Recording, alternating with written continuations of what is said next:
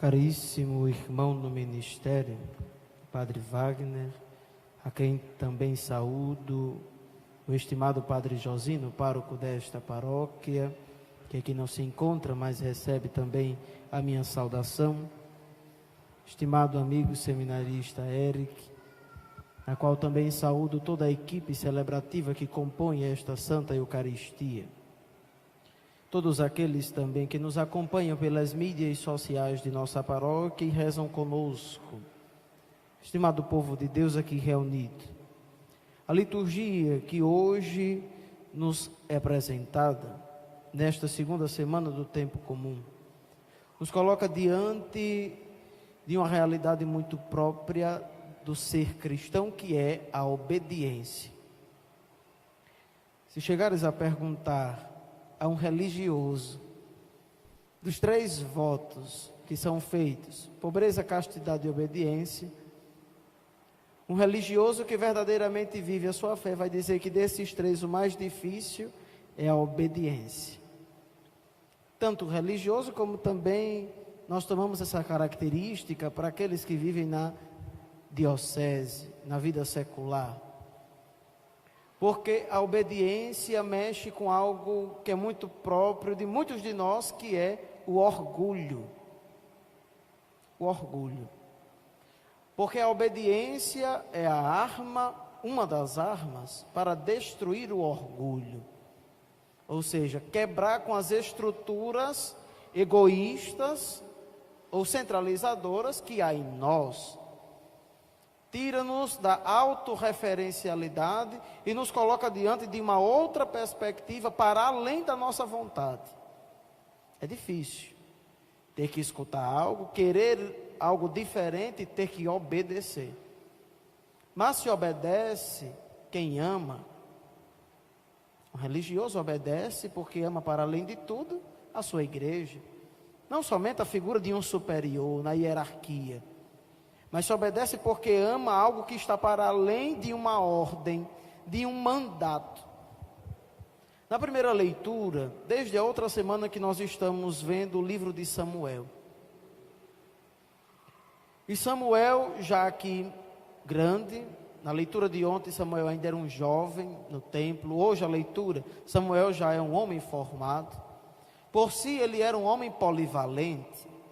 Samuel era um grande profeta, juiz de uma das 12 tribos do povo de Israel, juiz da tribo dos sacerdotes, e também era um sacerdote. Samuel guardava na sua atividade 3 funções importantíssimas para o povo de Israel: profeta, juiz e sacerdote. Aqui nós vemos Samuel falando e tendo uma relação com Saul, o primeiro rei do povo de Israel, e na qual ele mesmo tinha ungido o rei, a pedido de Deus, porque o povo queria um rei, e Deus mandou um rei.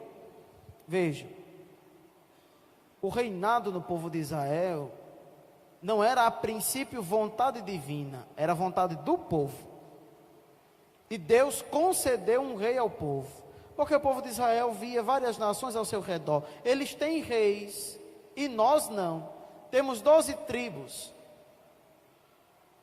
queremos também um rei. Eles queriam ser como as outras nações, não segundo a vontade de Deus, mas queriam ser igual às outras nações. Inclusive do ponto de vista militar, eles estarem divididos em 12 tribos era até mais difícil de derrotar, porque você teria que ir de tribo por tribo para derrotar o povo de Israel. Diferente de um reinado, que o povo se encontra em um lugar só, sob a tutela de um só, não de 12, mas de um. E assim foi feito. Deus deu ao povo um rei, Saul, o primeiro rei do povo de Israel. E o próprio Samuel foi quem o ungiu, pois Samuel era um sacerdote. Vejam, Saul desobedece a Deus.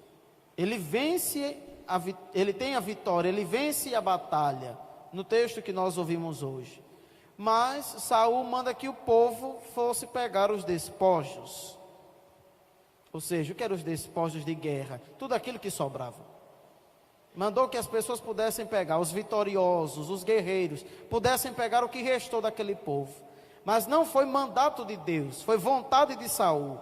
E em toda a liturgia, em todas as leituras, em toda a Bíblia, de Gênesis a Apocalipse, em qualquer momento que o povo desobedece a Deus, cai na desgraça. É unânime. Qualquer passagem da Sagrada Escritura na qual o povo não obedece a Deus, cai na desgraça. Qual foi o primeiro pecado? A desobediência. Deus mandou que se fizesse algo, na verdade que não se fizesse, que não comesse da fruta. Foram lá e comeram. Antes de tudo, a desobediência. A desobediência é prescindir de Deus, ou seja, é querer estar para além da nossa própria realidade, é assumir a minha própria vida, sou eu que mando. É por isso que a obediência ela vai contra isso, porque ela quebra com o nosso orgulho. A liturgia de hoje ela é um alerta para que quando entramos na obediência a Deus, verdadeiramente, o ser cristão, a identidade de ser cristão, nada mais é do que aquele que, se subjugando à vontade de Deus, o obedece por amor. Por amor. Uma pessoa que odeia, uma pessoa que tem raiva, uma pessoa que se ira, ela não consegue obedecer. Ela quer se impor, é o contrário. A obediência, ela passa também pela humildade. O reconhecimento de si, das suas capacidades, e o reconhecimento daquele que tem a autoridade, a verdadeira autonomia.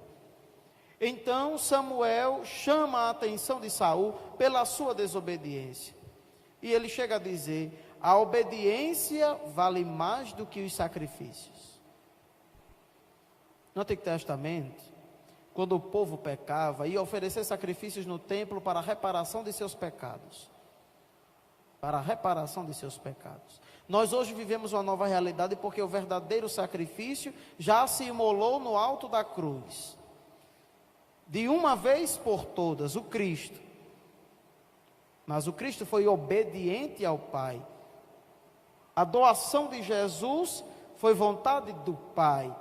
Mas ele contou com esta vontade. Não à toa que logo antes de Jesus ser capturado, ele disse: afasta de mim esse cálice, Pai, mas se for da tua vontade.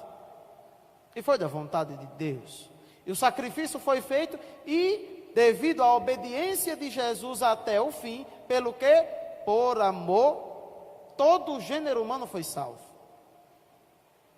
Existe um ditado, não sei se lá na vida religiosa, na sua casa, se escuta isso: quem obedece não erra. Ditado muito verdadeiro.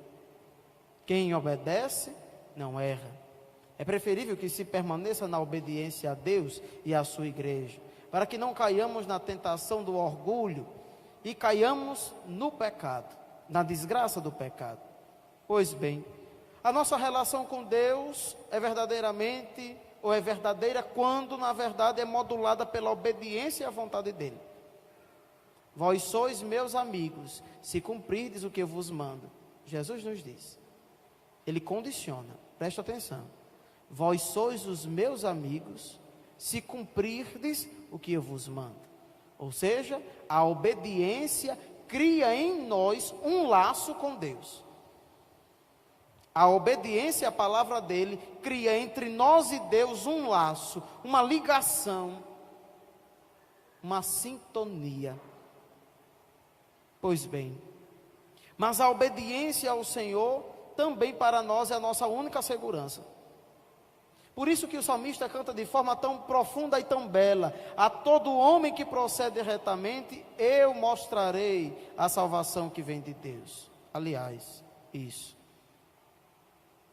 Ou seja, aquele que se entrega à obediência, como diz o Salmo 49, a todo homem que procede retamente. O proceder reto é a obediência literal à vontade. Eu mostrarei a salvação que vem de Deus. Por isso o Padre falou: a obediência a Deus para nós é uma segurança, é um motivo de segurança. Pois bem, Diante disso, Jesus no Evangelho vem nos mostrar, quando nos retrata a realidade daqueles fariseus, dos seguidores da lei, do que pode e do que não pode. Jesus diz: não se pode botar vinho velho, vinho novo em odres velhos, remendo novo em roupa velha, porque a roupa vai se rasgar. E se botar vinho novo em odres, potes, jarras velhas, a jarra se quebra e estraga o vinho. Se não se quebra, ela estraga o vinho. Quando Jesus diz isso, é a nova lei. Aqueles homens estavam totalmente fechados à nova lei. Eles estavam tão imersos daquilo que podia e não podia, nos mais de 300 preceitos judaicos, que parece que os 10 mandamentos tinham perdido sentido. Enquanto que o primeiro mandamento é: amai a Deus sobre todas as coisas, eles viviam para cumprir preceitos, não para amar a Deus. Eles viviam daquilo que pode ou não pode, viviam no julgamento, em subjugar as pessoas, não à vontade de Deus, mas uma lei, preceito humano. Jesus tira esta posse da lei, da pessoa humana, e recobre a Deus, retoma a Deus. É muito belo porque Jesus nos coloca amar a Deus sobre todas as coisas, e Ele dá uma nova roupagem: e ao próximo como a ti mesmo. O amor a Deus passa pelo próximo, e os fariseus não estavam prontos para isso. Os fariseus literalmente não estavam prontos para isto, porque eles viviam sobre apenas a lei humana. Jesus é muito clássico quando ele fala aos seus discípulos, aos discípulos de João, que foram também criticados pelos fariseus. E eu encerro essas minhas palavras, caríssimos irmãos, da mesma forma que eu comecei dizendo que a obediência, ela é um fruto daquele que ama. A desobediência não é fruto do amor, é um fruto da autossuficiência. Mas quando a obediência verdadeiramente ela é seguida por amor, ela é capaz de tudo. Quando olhamos para o testemunho dos mártires que foram desafiados na sua vida, eles foram capazes de entregar tudo o que eles tinham. E o que eles tinham, Padre? De tudo, a própria vida. Poderemos querer oferecer muitas coisas a Deus, mas só uma coisa basta: se entregarmos a nossa vida, que é o nosso tudo, a Ele, nada nos faltará. Ele mesmo será o nosso porto seguro, a nossa segurança. Sebastião foi um homem que tinha tudo para viver uma vida muito tranquila, como um romano, mas simplesmente pelo fato de seguir Jesus, a sua palavra, e se esforçar para viver, foi perseguido por isso. Não é diferente de hoje. Quantos de nós somos perseguidos por queremos viver autenticamente a nossa fé? Um cristão que verdadeiramente se esforça para viver a sua fé, será perseguido por causa disso, mais cedo ou mais tarde. Mas nós não podemos temer. A imagem de São Sebastião é retratada com as flechas, mas todos nós sabemos que ele não morreu aí. Morreu depois. Mas Sebastião, depois que passou por este atentado, desistiu de seguir Jesus? Não. Porque quem obedece, vai até o fim por esta obediência, vai até o fim por este amor. Não à toa que Jesus diz: quem põe a mão no arado e olha para trás, não é digno de mim. Se eu escolho seguir Jesus, eu devo abraçar essa escolha até o fim, mesmo que o sangue escorra. Atualmente, o bispo, alguns seminaristas e religiosos que foram presos lá na Nicarágua, que está acontecendo perseguição aos cristãos, principalmente aos cristãos católicos, foram soltos recentemente, depois de meses, acredito que mais de ano, presos. Não perderam a fé, não desistiram, não abriram mão de sua fé, tiveram coragem, foram presos por causa disso, mas não desistiram. Recentemente foram soltos e já estão em Roma, sob a proteção da igreja. E muitas vezes basta a menor adversidade na nossa fé que a gente quer correr até da igreja. Bendito seja Deus pelos cristãos católicos que têm coragem de viver a fé. Bendito sejam os cristãos católicos, os bons cristãos, que não têm vergonha de professar a sua fé. Bendito seja Deus pelos cristãos católicos, que têm a ousadia de ir até o fim pelo nome de Cristo. É isso que falta na igreja hoje. Santos. Pessoas que queiram viver a santidade. É isso que falta na igreja hoje. Porque de herege já tem um bocado. De falsos cristãos já tem um bocado. De medíocres que acham que são cristãos, já está assim. O que falta hoje é católico de verdade, que tem coragem de seguir a sua fé e não abrir mão. É isso que falta, porque a gente ainda é muito frouxo, a gente ainda é muito fraco. Nós abandonamos Jesus por qualquer miséria. Precisamos de católicos, precisamos de cristãos. É disso que a igreja precisa, que sejamos igreja. O martírio é exatamente isso. Quem escolhe por Cristo, põe a mão no arado e não olha para trás. Quem decide seguir Jesus, não vive como os fariseus, mas vive sob o mandamento de Cristo. E o mandamento de Cristo é o amor. E quem ama, obedece até o fim.